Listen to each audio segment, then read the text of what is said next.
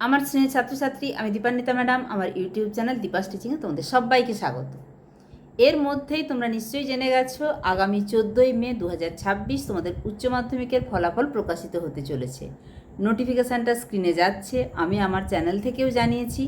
তবে এবছর রেজাল্ট বেরোতে কিন্তু অনেকটাই দেরি হলো। এই কারণেই বলছি, আগের যিনি উচ্চ মাধ্যমিক সংসদ সভাপতি ছিলেন ডক্টর চিরঞ্জীব ভট্টাচার্য, তিনি একদম পরীক্ষা শেষের সঙ্গে সঙ্গেই জানিয়েছিলেন যে এই বছর 50 দিনের মাথায় রেজাল্ট প্রকাশ করা হবে, অর্থাৎ তাড়াতাড়ি প্রকাশ করা হবে। কারণ এমনিতে থার্ড সেমিস্টারের রেজাল্ট তো হয়েই আছে। প্র্যাকটিক্যাল প্রজেক্ট যেটা আমরা এখান থেকে আমাদের স্কুল থেকে আপলোড করে দিই, ওটাই সরাসরি বসে। এবার বাকি রইল ফোর্থ সেমিস্টার, সেটাও মাত্র 35 বা 40 নম্বরে, ফলে বেশি সময় লাগবে না। শুধু ওটার সাথে এই নম্বরটা অ্যাড করা আর best of 5 selection. Best of 5-এর মধ্যে অর্থাৎ তোমাদের যে 5টা সাবজেক্টে বেশি নম্বর সেটা যোগ হবে এবং সেটার ভিত্তিতে তোমার ওভারঅল যে টোটাল বা গ্রেড সেটা নির্ধারিত হবে। যাই হোক, সেই সময়টা আরও 35 দিন বেড়ে হয়ে গেল 85 দিন। মাধ্যমিকের রেজাল্টও কিন্তু প্রকাশিত হতে চলেছে 8ই মে। মাধ্যমিক পরীক্ষা শুরু হয়েছিল 2 তারিখ, শেষ হয়েছিল 12 তারিখ। উচ্চ মাধ্যমিক পরীক্ষা ওই 12 তারিখেই শুরু হয়েছিল, শেষ হয়েছিল 27শে ফেব্রুয়ারি। এই মাধ্যমিক এবং উচ্চ মাধ্যমিক দুটো রেজাল্টই প্রকাশিত হচ্ছে যথাক্রমে 8ই মে এবং 14ই মে। দুটোই কিন্তু দেখতে গেলে 85 দিনের মাথায়। এবার তোমাদেরকে একটা কথা বলি, আমি একদম প্রথম যখন আমরা যখন খাতা নিই বোর্ডের সাথে মিটিংয়ে, প্রথম বোর্ড জানিয়েছিল যে আমরা এপ্রিলের 10 তারিখের মধ্যে রেজাল্ট বের করে দেবো। তাই একদম তড়িঘড়ি করে, কোনো ছুটির দিনও আমাদেরকে ছাড়া হয়নি, মানে আমাদেরকে সানডেতেও কাজ করতে হয়েছে, খাতা দেখতে হয়েছে। এই তড়িঘড়ি করে রেজাল্ট করে দিয়ে আলটিমেট যেটা হতো, তোমরা সবাই জানো যে বিধানসভা নির্বাচন কালকেই 23 তারিখেই আমাদের পশ্চিমবঙ্গের বেশ কয়েকটি জেলায় নির্বাচন আছে, আবার 29 তারিখে আছে। তো প্রথম দফার ভোট কালকেই। এর মধ্যে এই নির্বাচনী প্রক্রিয়ার কাজগুলো শুরু হয়ে গেছে কিন্তু মাসখানেক আগে।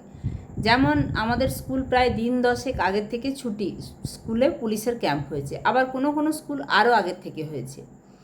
এইবারে যেটা রেজাল্ট তাড়াতাড়ি প্রকাশ করলে কি হয় না, যারা মাধ্যমিক দিয়েছো তারা 11-এ ভর্তি হবে, যারা উচ্চ মাধ্যমিক দিয়েছো তারা কলেজে ভর্তি হবে। কিন্তু আমাদের বেশিরভাগ স্কুলগুলোই আমাদের দখলে নেই। ইভেন কলেজগুলো, যেগুলো হচ্ছে কাউন্টিং সেন্টার হয়, এবং ওই যে ভোটিং মেশিন, ভোটিং বাক্স, সেগুলোও কিন্তু কলেজগুলোতে, বড় বড় সরকারি কলেজগুলোতে কিন্তু কাউন্টিং মেশিনগুলোও থাকে, যে ভোটিং মেশিনগুলো থাকে এবং কাউন্টিং সেন্টার হয়, অর্থাৎ ওখানে কাউন্টিং হয়। অর্থাৎ চলবে 4 মে পর্যন্ত এই প্রক্রিয়াটা।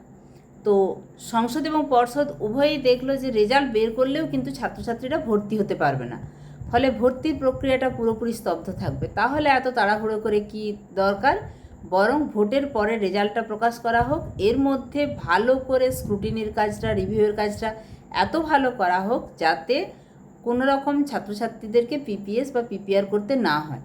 এরপরে পিপিএস বা পিপিআর যে একদম হবে না তা নয়, কিন্তু আমার বিশ্বাস, আমি যেটুকু খবর পেয়েছি, পিপিএস পিপিআর অনেক কমে যাবে।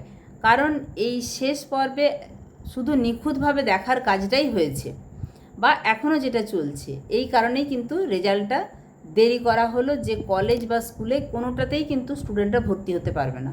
ফলে তাড়াহুড়ো না করে বরং নিখুঁত কাজ করা হোক। ফলে ছাত্রছাত্রীদের উপর একটা ফিনান্সিয়াল চাপ তো কমবেই, উপরন্তু একটা মানসিক চাপও কমবে। যদি সে কম নম্বর পায়, তখন তাকে পিপিএস পিপিআরের জন্য ফর্ম ফিল আপ করা, স্কুলে যাব, অনলাইনে কিভাবে করব, অনেক কিছু নিয়মকানুন জানতে হয়। একে তো রেজাল্ট খারাপ হয়েছে বলে পিপিএস পিপিআর করতে হচ্ছে, তার উপরে এটা একটা মানসিক চাপ। তার উপরে যখন কলেজে বা স্কুলে ভর্তি হতে হবে, মানে প্রথম যখন তার যে মার্কশিটে সে প্রথম পাচ্ছে, তো সেই মার্কশিটের বেসিসে যখন সে ভর্তি হতে যাবে, হয়তো তার পছন্দের সাবজেক্ট পাচ্ছে না, তখন সে চাইবে আমি তড়িঘড়ি করে রিভিউর রেজাল্টটা বা স্ক্রুটিনির রেজাল্টটা যেন তড়িঘড়ি পায়। তার মানে চলে যাচ্ছে তৎকাল পিপিএস, তৎকাল পিপিআর, সেটাতে আরও বেশি টাকা লাগে। ফলে এগুলো যাতে না হয়, সেই জন্য কিন্তু সংসদ এবং পর্ষদ উভয়েই যথেষ্ট চেষ্টা চালিয়েছে। দেখা যাক কী হয়। তোমরা অনেক পরিশ্রম করে, অনেক লড়াই যুদ্ধ করে, কারণ পরিশ্রম লড়াই যুদ্ধ কেন বলছি, সেমিস্টার সিস্টেমের প্রথম ব্যাচ, প্রথম দিন থেকে তোমাদের সাথে ছিলাম, জানি তোমাদের লড়াইটা কতটা কঠিন ছিল। প্রতি মুহূর্তে নতুন নতুন নোটিফিকেশান এসেছে।